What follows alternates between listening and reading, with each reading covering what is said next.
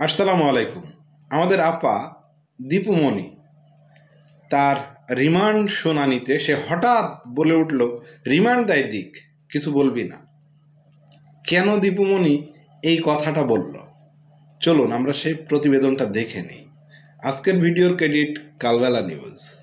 ভিডিওটি ভালো লাগলে শেয়ার করবেন, আর নতুন হলে চ্যানেলটি সাবস্ক্রাইব করে রাখতে পারেন। তাহলে আমরা এখন মূল ভিডিওটি দেখে নিই। বৈষম্য বিরোধী ছাত্র আন্দোলনের আরেক হত্যা মামলায় সাবেক শিক্ষা ও সমাজ কল্যাণ মন্ত্রী ডক্টর দীপুমণিকে ফের 4 দিনের রিমান্ড মঞ্জুর করেছেন আদালত। বুধবার মেট্রোপলিটন ম্যাজিস্ট্রেট শাহিন রেজার আদালতের কাঠগড়ায় দাঁড়িয়ে এভাবেই নিজের আইনজীবীকে রিমান্ডের বিষয়ে কথা বলতে নিষেধ করেন দীপুমণি। এদিন সকালে দীপুমণি সহ অন্য আসামিদের আদালতে হাজির করা হয়। রিমান্ড শুনানির সময় কাঠগড়ায় দাঁড়ানো অবস্থায় দীপুমণিকে তার আইনজীবী বলেন, আপা আজকে 7 দিনের রিমান্ড চেয়েছে।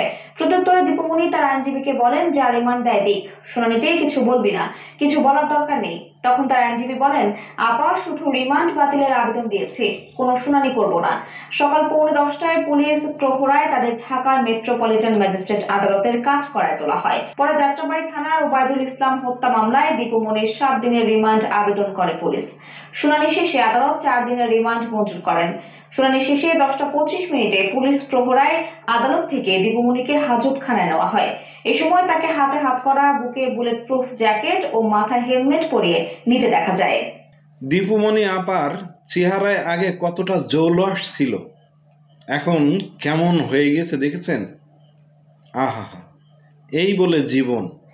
একটা সময় কত প্রতিপত্তি, কত প্রভাব খাটিয়েছেন, সেই বেচারা এখন হাতকড়া, বুকে বুলেট প্রুফ জ্যাকেট, মাথায় হেলমেট, চেহারা তো দেখাই যাচ্ছে।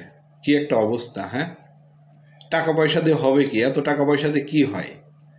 যদি শান্তিই করতে না পারলাম, মানে কাদের জন্য করলো? উনি যাদের জন্য করেছে তারা তো এখন এই সাজাটা ভোগ করছে না।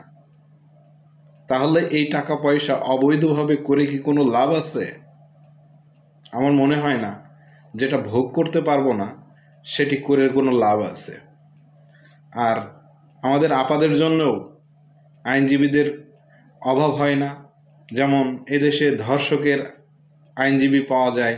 যাই হোক, আল্লাহ তাদেরকে হেদায়েত দিক, তারা যে ভুলগুলো করেছে এগুলো যেন তারা বুঝতে পারে।